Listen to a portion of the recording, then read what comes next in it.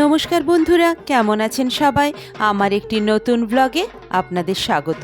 আসানসোলের কুলটির প্রাচীন ও জনপ্রিয় পূজা কমিটি বন্ধুমহল এবছর পদার্পণ করেছে তাদের সোনালী জয়ন্তী বর্ষে।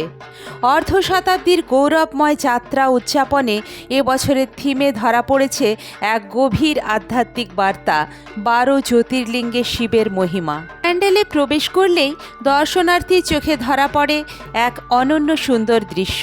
বিভিন্ন আকারের শিবলিঙ্গ সুন্দরভাবে সারি দিয়ে সাজানো, প্রতিটির সামনে ছোট বোর্ডে লেখা ভারতের বিখ্যাত 12 জ্যোতির্লিঙ্গের নাম। থিমের মূল ভাবনা শিব সর্বত্র, সর্বশক্তি, সর্বব্যাপী।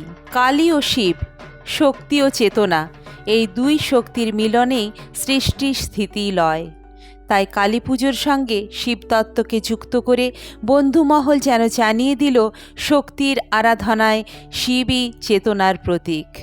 প্যান্ডেলের শৈল্পিক নকশা, প্রাচীন মন্দিরের স্থাপত্যভিত্তিক ব্যাকগ্রাউন্ড এবং আলোকসজ্জা সব মিলিয়ে এক শান্ত ধ্যানমগ্ন পরিবেশ তৈরি করেছে। দর্শনার্থীরা যেন প্রতিটি জ্যোতির্লিঙ্গের সামনে দাঁড়িয়ে পেয়ে যাচ্ছেন ভক্তির গভীর অনুধাবন। এই সোনালী জয়ন্তীতে কুলটির বন্ধুমহল কেবল পুজো নয়, শিব শক্তির এক দার্শনিক যাত্রা উপহার দিয়েছে শহরবাসীকে। পাশাপাশি 11 দিনের বৃহৎ মেলা, সাংস্কৃতিক অনুষ্ঠান ও আলোকসজ্জা মিলিয়ে পুরো এলাকা এখন উৎসবের রঙে রঙিন।